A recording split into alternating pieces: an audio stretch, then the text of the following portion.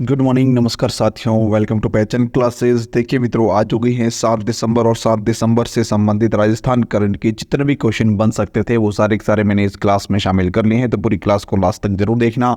एक बार जो है सभी क्लास शुरुआत करने से फटाफट पहले जो है जल्दी से शेयर कर लीजिएगा। क्लास आपको अच्छी लगे तो लाइक जरूर करना और कमेंट करके मुझे जो है जरूर बताना कि क्लास आपको कैसी लगी। ठीक है, चलिए तो बात करते हैं इस क्लास के अंतर्गत।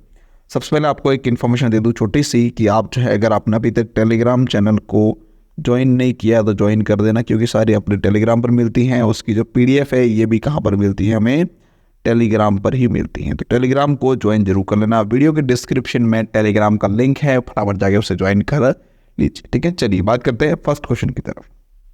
फर्स्ट क्वेश्चन है, श्री करणपुर विधानसभा सीट पर चुनाव आयोग ने चुनाव करवाने की घोषणा की है। कहाँ है ये? तो श्री गंगानगर के अंदर। कहाँ है? श्री गंगानगर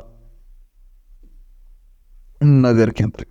कहाँ है? श्री गंगानगर के अंदर। ये भी पॉइंट इंपॉर्टेंट है, याद रखना। ठीक है, चलिए कौन? ये करणपुर विधानसभा सीट। और इसमें चुनाव करवाने का निर्णय जो है वो कब लिया गया है? तो वह लिया गया है 5 जनवरी 2024 को। कब? 5 जनवरी 2024 को। देखिए टोटल जो है विधानसभा सीटें कितनी है राजस्थान के अंतर्गत, जो है टोटल विधानसभा सीटों की संख्या कितनी है? तो टोटल सीटों की संख्या जो है वह है 200। कितनी है? 200। उसमें से जो है लगभग 199 सीटों के चुनाव जो है अभी हाल ही में हो गए। तो पीछे एक सीट बची हुई है। कौन सी बची हुई है? तो वो सीट जो है ये है श्री करणपुर विधानसभा सीट। इसके चुनाव जो है 5 जनवरी 2024 को होंगे। और अभी जो चुनाव हुए थे वह कब हुए थे? तो याद रखना 25 नवंबर को चुनाव हुए। कब हुए? 25 नवंबर को भी वो चुनाव हुए हैं। और इनका रिजल्ट जो है वो आपको 3 दिसंबर को मिल गया। कौन सा? 3 दिसंबर को जो है इनका रिजल्ट मिल चुका है। ठीक है, चलिए इसके अलावा दूसरी ओर बात करें तो इस रिजल्ट के दौरान जो है बीजेपी को जो है लगभग 115 सीटें मिली। कितनी मिली? 115 सीटें। और 69 सीटें जो है वो मिली है कांग्रेस को। किसको मिली है भाई? कांग्रेस को मिली। ठीक है, चलिए दूसरी बात और हम ये हो गया क्लियर। चलिए, और 15 सीटें जो है वो अन्य को मिली। अभी टोटल अन्य पार्टी जो है उनकी बात करें तो 15 सीटें उनको मिली। ठीक है, चलिए तो टोटल जो है 199 हो चुकी हैं। और इसके अलावा एक सीट जो बची हुई है श्री करणपुर विधानसभा सीट, उसके चुनाव 5 जनवरी 2024 को होने वाला है। नेक्स्ट क्वेश्चन नंबर सेकंड दे रखा है, हाल ही में 1 से लेकर 3 दिसंबर तक देहरादून में हुई राष्ट्रीय ताइक्वांडो प्रतियोगिता में किस जिले की 3 ताइक्वांडो खिलाड़ियों ने राष्ट्रीय स्तर पर 3 कांस्य पदक जीते हैं? तो कौन से जिले से है? तो वह है हमारे राजस्थान के सवाई माधोपुर। यानी कि यहाँ पे ए ऑप्शन जो है वो बिल्कुल हमारा करेक्ट रहेगा। बात करते हैं फैक्ट के बारे में।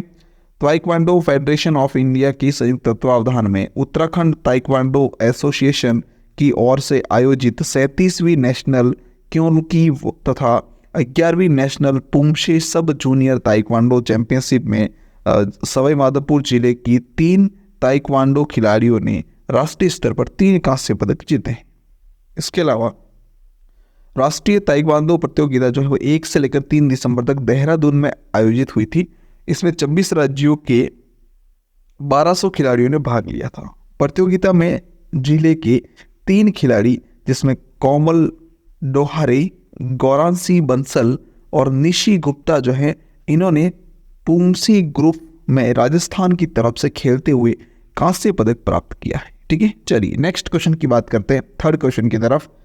हाल ही में सूरत में आयोजित 14वीं राष्ट्रीय कूड़ो प्रतियोगिता में कौन सा राज्य चैंपियन बना है? तो वह बना है हमारा राजस्थान। यानी कि डी ऑप्शन बिल्कुल यहाँ पे करेक्ट रहेगा।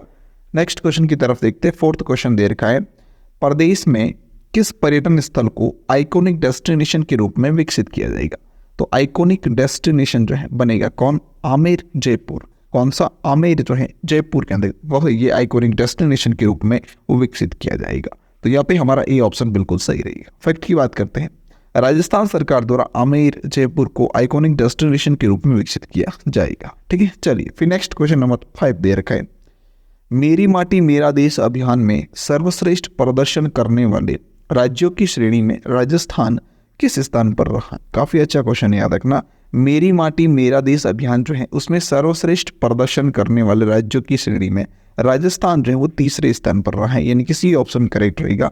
फैक्ट की बात करते हैं, मेरी माटी मेरा देश अभियान राजस्थान को मिला है अमृत अवार्ड। मेरी माटी मेरा देश अभियान का समापन पूरे देश से स्वयंसेवकों द्वारा लाई गई माटी को दिल्ली के कर्तव्य पथ पर एक विशाल कलश में मिश्रित करने के साथ हुआ है। राजस्थान के 353 ब्लॉक की माटी इस अमृत कलश में शामिल हुई है। कर्तव्य पथ पर आयोजित मेरी माटी मेरा देश अभियान की अमृत कलश यात्रा के समापन समारोह में यह पुरस्कार राजस्थान की मुख्य सचिव उषा शर्मा ने प्रधानमंत्री नरेंद्र मोदी से ग्रहण किया। ठीक है, चलिए फिर है। इस अवसर पर प्रधानमंत्री ने शीर्ष प्रदर्शन करने वाले 3 राज्यों या केंद्र शासित प्रदेशों के साथ साथ मंत्रालय और विभागों को आज़ादी के अमृत पुरस्कार प्रदान किए हैं। समारोह में आवासीय आयुक्त धीरज श्रीवास्तव की भी मौजूद रहे थे। इसके अलावा गौरतलब है कि इन पुरस्कारों का चयन उच्च स्तर पर गठित एक समिति ने किया है। इसके अनुसार 36 राज्यों व केंद्र शासित प्रदेशों में से 3 राज्यों व केंद्र शासित प्रदेशों में प्रथम पुरस्कार वो जम्मू कश्मीर को मिला है, द्वितीय पुरस्कार गुजरात को मिला और तीसरा पुरस्कार वो संयुक्त रूप से राजस्थान और हरियाणा राज्य को दिया गया। ठीक है, चलिए फिर है नेक्स्ट क्वेश्चन नंबर 6 की तरफ। हाल ही में मिस यूनिवर्सल ग्रैंड इंडिया 2023 का खिताब किसने जीता है? तो वजह है विप्रा मेहता ने। किसने? विप्रा मेहता, यानी कि बी ऑप्शन इसका हमारा बिल्कुल सही रहेगा। फैक्ट देखते हैं। जिलों की नगरी उदयपुर की 19 साल की विप्रा मेहता ने मिस यूनिवर्सल ग्रैंड इंडियन 2023 का खिताब जीता है। यह कॉन्टेस्ट बेंगलुरु में 23 से लेकर 26 अक्टूबर को आयोजित हुआ था, जिसमें देश भर के अलग अलग हिस्सों से मॉडल ने भाग लिया था, जिसमें विप्रा ने खिताब अपने नाम पर किया है। बेंगलुरु में जो कार्यक्रम हुआ वह फिनाले था, जिसमें 32 मॉडल ने भाग लिया था। रंग बिरंगी रोशनी, हाई हिल्स, डिजाइनर लहंगों, साड़ी के साथ में मॉड्यूल की रैंप वॉक मौका था। ब्यूटी पेजेंट मिस दीवा राजस्थान की सीजन 5 में फिनाले। ठीक, चलिए बात करते हैं नेक्स्ट है। निर्माण नगर स्थित ट्यूलिप रीजेंसी में आयोजित यह फिनाले की दौड़ प्रदेश भर में आई करीब 2000 मॉड्यूल्स में से सेलेक्ट टॉप 20 मॉड्यूल्स के बीच में टक्कर देखने को मिली। फिनाले राउंड में मॉडल्स ने डिजाइनर ड्रेसेस के साथ में रैंप वॉक कर अपनी दावेदारी पेश की है। इसमें विनर के तौर पर प्रियंका चौधरी ने मुख्य टाइटल अपने नाम पर किया है। फिर हालांकि मिस राजस्थान की विनर वो जरूर वैष्णवी शर्मा रही हैं, लेकिन 6 रनर अप का मिस राजस्थान तक पहुंचने का सफर भी कुछ आसान नहीं था। मिस राजस्थान 2023 की विजेता वो कौन है? वैष्णवी शर्मा। ये भी पॉइंट इंपॉर्टेंट है, याद रखना। मिस राजस्थान 2023 उसमें कौन विजेता रही है? तो वैष्णवी शर्मा रही है। इन्होंने खिताब अपने नाम पर किया है। ठीक है, चलिए फिर नेक्स्ट है क्वेश्चन नंबर 7।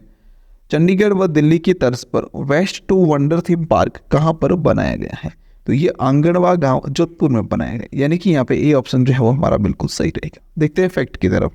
चंडीगढ़ व दिल्ली की तर्ज पर बना 15 टन लोहे के कबाड़ से waste to wonder theme park Chandigarh और दिल्ली की तर्ज पर waste to wonder theme park Jodhpur में बनकर तैयार हो चुका है। इसे तैयार होने में 1 साल का समय लगा है। पार्क की खास बात यह है कि इसमें 33 स्पकल्चर वेस्ट लोहे से बने हैं। मुख्यमंत्री अशोक गहलोत ने 25 सितंबर 2023 को इस पार्क का लोकार्पण किया था। यह शहरवासियों के साथ में विदेशी पर्यटकों के लिए एक अनूठा टूरिस्ट डेस्टिनेशन होगा। ठीक है, चलिए बात करते हैं नेक्स्ट क्वेश्चन नंबर 8 की तरफ। राजस्थान राज्य क्रीड़ा संस्थान की स्थापना कहाँ पर की जाएगी? तो यह जोधपुर के अंतर्गत की जाएगी, यानी कि बी ऑप्शन इसका हमारा बिल्कुल सही रहेगा। फैक्ट देखते हैं। राज्य में खुलेगा पहला स्पोर्ट इंस्टीट्यूट। राज्य सरकार की ओर से 20 सितंबर 2023 को जयपुर में हुई कैबिनेट मीटिंग में विभिन्न फैसलों के साथ साथ पहला स्पोर्ट इंस्टीट्यूट जोधपुर में खोलने का निर्णय लिया गया। कहाँ पर? जोधपुर के अंतर्गत। मुख्यमंत्री की वर्ष 2022-23 की बजट घोषणा के तहत यह घोषित किए गए राजस्थान राज्य क्रीड़ा संस्थान की शुरुआत होगी। जोधपुर में संस्थान के छात्रावास भवन का निर्माण हो चुका है।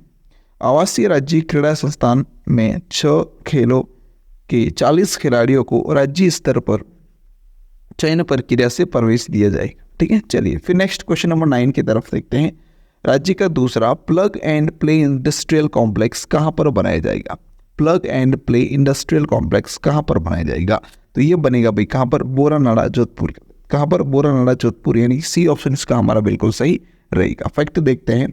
राज्य में बनेगा दूसरा plug and play industrial complex. Boranada में राज्य का दूसरा plug and play industrial complex शुरू होगा इस प्रोजेक्ट को पूरा करने और संचालित करने के लिए रिको की ओर से जोधपुर की एक निजी कंपनी को जिम्मा सौंप दिया गया है।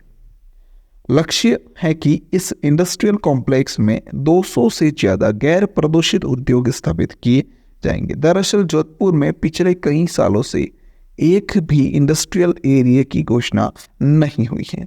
राज्य बजट में मुख्यमंत्री की ओर से 2 साल पहले मल्टी स्टोरी इंडस्ट्रियल कॉम्प्लेक्स की घोषणा की गई थी। ठीक है, चलिए नेक्स्ट क्वेश्चन नंबर 10 देखते हैं।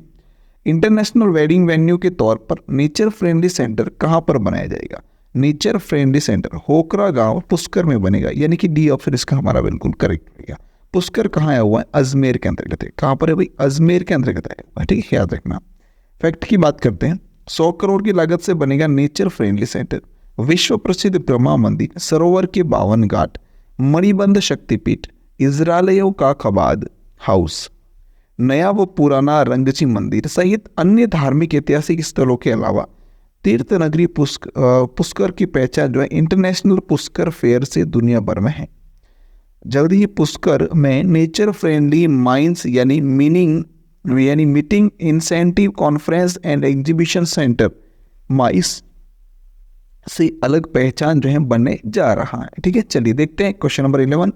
हाल ही में विश्व मृदा दिवस कब मनाया गया? तो 5 दिसंबर को विश्व मृदा दिवस मनाया गया, यानी कि बी ऑप्शन इसका हमारा बिल्कुल करेक्ट रहेगा। बात करते हैं इससे संबंधित कुछ फैक्ट के बारे में, तो देखिएगा 1 दिसंबर को विश्व एड्स दिवस के रूप में मनाया जाता है, यानी और BSF स्थापना दिवस भी मनाया जाता है। 2 दिसंबर को जो है विश्व कंप्यूटर साक्षरता दिवस मनाते हैं और राष्ट्रीय प्रदूषण नियंत्रण दिवस भी मनाया जाता है। फिर अंतर्राष्ट्रीय गुलामी उन्मूलन दिवस भी इसी दिन मनाया जाता है। 3 दिसंबर को विश्व विकलांगता दिवस मनाते हैं। 4 दिसंबर को भारतीय नौसेना दिवस मनाते हैं। 5 दिसंबर को विश्व मृदा दिवस मनाया गया। ठीक है, चलिए नेक्स्ट क्वेश्चन नंबर 12 है। डिजिटल फॉरेंसिक के लिए लाइफ टाइम अचीवमेंट अवार्ड 2023 से किसे सम्मानित किया गया है? तो संतोष खड़सरे को सम्मानित किया गया, यानी कि बी ऑप्शन इसका हमारा बिल्कुल सही रहेगा।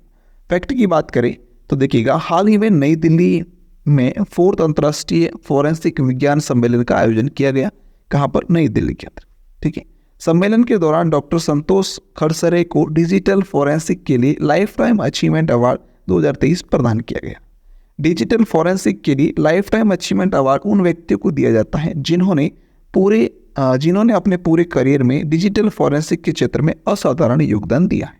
तो ये थे इंपॉर्टेंट पॉइंट। चलिए इसी के साथ हमारी क्लास कंप्लीट होगी। इसकी PDF आपको टेलीग्राम पर मिल जाएगी। टेलीग्राम का लिंक वीडियो के डिस्क्रिप्शन में, उसे ज्वाइन कर लेना। ठीक है, चलिए पूरी क्लास देखने के लिए धन्यवाद। अगर आपने यूट्यूब चैनल पहचान क्लासेस को अब तक सब्सक्राइब नहीं किया तो सब्सक्राइब कर लेना। वीडियो को लाइक, शेयर और कमेंट जरूर करना। क्लास आपको कैसी लगी मुझे कमेंट करके जरूर बताना। ठीक है, चलिए थैंक यू सो मच। पूरी क्लास देखने के लिए आपका बहुत बहुत धन्यवाद। बने रहिएगा मेरे साथ और करंट को मजबूत करते रहिएगा। राजस्थान करंट की क्लास में आपका फिर से एक बार स्वागत।